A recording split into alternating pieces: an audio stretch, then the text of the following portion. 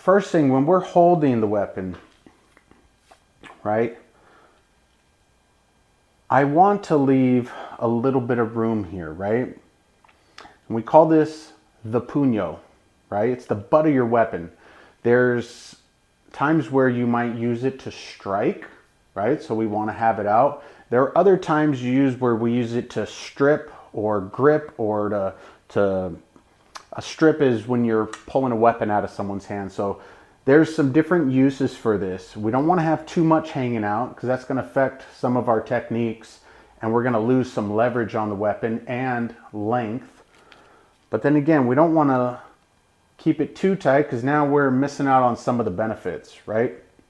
So I just like to have a couple inches at the end, right? So this is our puño. Another term that I want to share with you too is called a punta.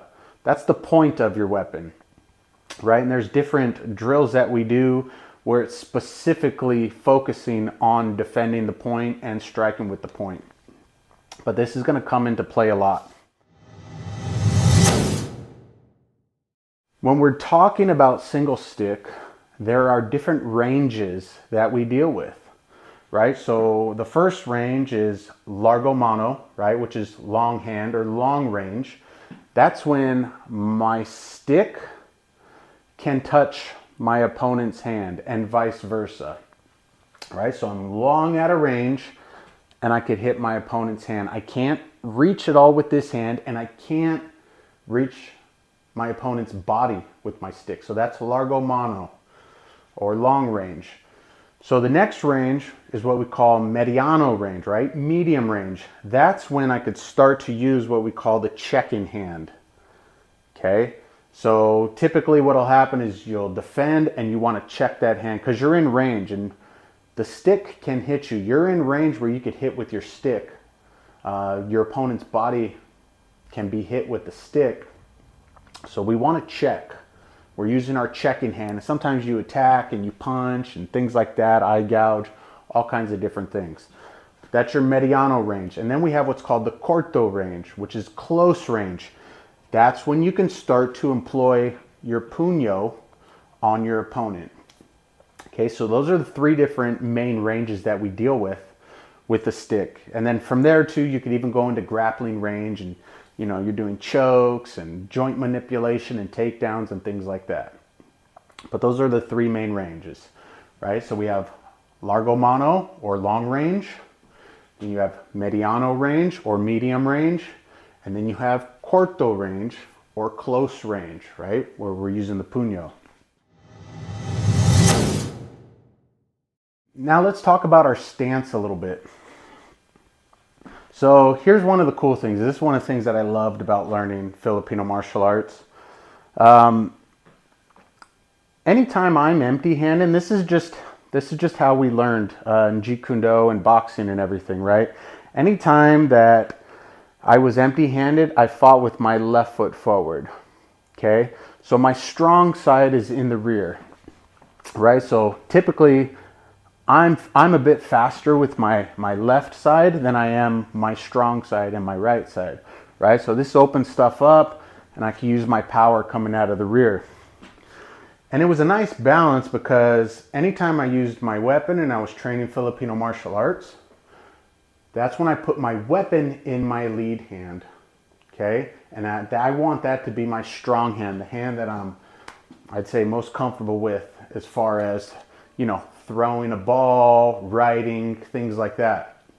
So this hand goes in front. Couple reasons we do it. Number one, right, I think I pointed out, it is my strong hand, and I'm a little bit more coordinated with this hand, but the more important part is I want my weapon in the front. So if I'm like this, right, think about it, we were just talking about long range a minute ago.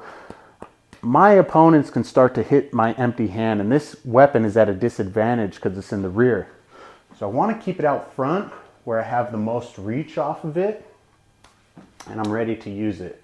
Okay, my empty hand, I want to keep this in tight. So stepping back a minute, when we're talking about stance, that's why I'm going to put my strong side forward now, as opposed to the differences when we're boxing, right? Empty-handed.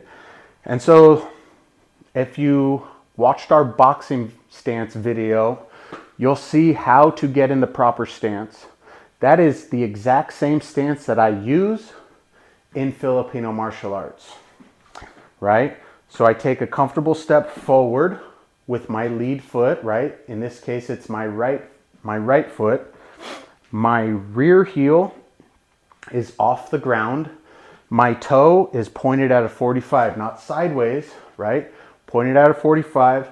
I'm not on the tightrope, but I'm not bladed out here. Look at the big target here. This is not optimal when you're dealing with a weapon in long or middle range. Close range, corto range, right? You start getting into blade tapping and trapping. That's a little bit different. We'll get there. But for now, I want to stay narrow with a nice reach. So I'm not on the tightrope and I'm just slightly off, heel off the ground. And like I said, it's identical to the boxing stance that we employ or our Jeet Kune Do stance, right? So I want to be nice and light to be able to move around, right? Keeping my feet under me, on my toes, moving with my push shuffle, okay? And there's different ways to move, but for now we'll stick with that. Moving around, okay? Weapon out in front.